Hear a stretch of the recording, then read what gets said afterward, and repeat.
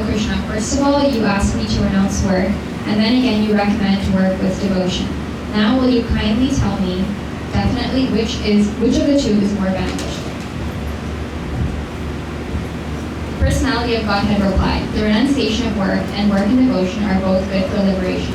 But of the two, work and devotional service is better than renunciation of work. One who neither hates nor desires the fruits of his activities is known to be always renounced. Such a person, free from all dualities, easily overcomes material bondage and is completely liberated. O mighty armed Arjuna. Only the ignorant speak of devotional service, karma yoga, as being different from the analytical study of the material world, samkhya. Those who have actually learned say that he who applies himself well to one of these paths achieves the results of both. One who knows that the position reached by means of analytical study can also be attained by devotional service, and who therefore sees analytical study and devotional service to be on the same level, sees things as they are. Merely renouncing all activities, yet not engaging in devotional service of the Lord cannot make one happy. But a thoughtful person engaged in devotional service can achieve the supreme without delay.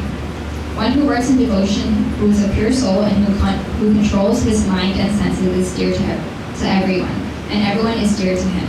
Though always working, such a man is never entangled. A person in the divine consciousness, although engaged in seeing, hearing, touching, smelling, eating, moving about, sleeping, and breathing, always knows within himself that he actually does nothing at all.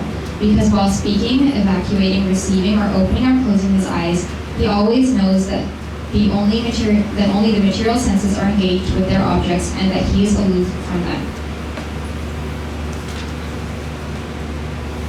One who performs his duty without attachment, surrendering the results unto the Supreme Lord, is unaffected by sinful action, as the lotus leaf is untouched by water. The yogis, abandoning attachment, act with body, mind, intelligence, and even with the senses, only for the purpose of purification. The steadily devoted soul attains unadulterated peace because he offers the result of all activities to me, whereas a person who is not in union with the divine, who is greedy for the fruits of his labor, becomes entangled. When the embodied living being controls his nature and mentally renounces all actions, he resides happily in the city of 9 gates, the material body, neither working nor causing work to be done. The embodied spirit, master of the city of his body, does not create activities, nor does he induce people to act, nor does he create the fruits of action. All this is enacted by the modes of material nature. Nor does the Supreme Lord assume anyone's sinful or pious activities. Embodied beings, however, are bewildered because of the ignorance which covers their real knowledge. When, however, one is enlightened with the knowledge by which nescience is destroyed, then his knowledge reveals everything, as the sun lights up everything in the daytime. When one's intelligence, mind, faith, and refuge are all fixed in the Supreme, then one becomes fully cleansed of misgivings through complete knowledge and thus proceeds straight on the path of liberation. The humble sages, by virtue of true knowledge, see with equal vision a learned and gentle Brahmana, a cow, an elephant, a dog, and a dog-eater, outcast. Those whose minds are established in sameness and equanimity have already conquered the conditions of birth and death. They are flawless like Brahman, and thus they are already situated in Brahman.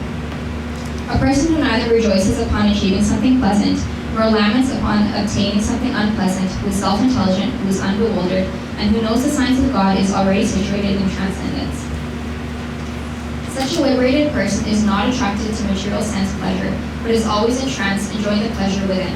In this way, the self-realized person enjoys unlimited happiness, for he concentrates on the Supreme. An intelligent person who does not take part in the sources of misery, which are due to contact with the material senses. O son of Kunti, such pleasures have a beginning and an end, and so the wise man does not delight in them. Before giving up this present body, if one is able to tolerate the urges of the material senses and check the force of desire and anger, he is well situated and happy in the world. One whose happiness is within, who is active and rejoices within, and whose aim is inward and is actually the perfect mystic. He is liberated in the Supreme, and ultimately he attains the Supreme. Those who are beyond the dualities that arise from doubts, whose minds are engaged within, who are always busy working for the welfare of all living beings, and who are free from all sins, achieve liberation in the Supreme.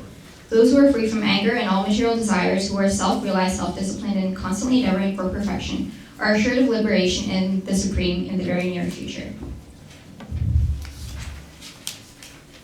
Shutting out all external sense objects, keeping the eyes and vision concentrated between the two eyebrows, suspending the inward and outward breaths within the nostrils, and thus controlling the mind, senses, and intelligence, the transcendentalist aiming at liberation becomes free from desire, fear, and anger. One who is always in this state is certainly liberated. A person in full consciousness of me, knowing me to be the ultimate beneficiary of all sacrifices and austerities, the supreme lord of all planets and demigods, and the benefactor and well-wisher of all living entities, attains peace from the pangs of material miseries. Thank you, Netra, and we'll have Vaidehi next, followed by Shivani.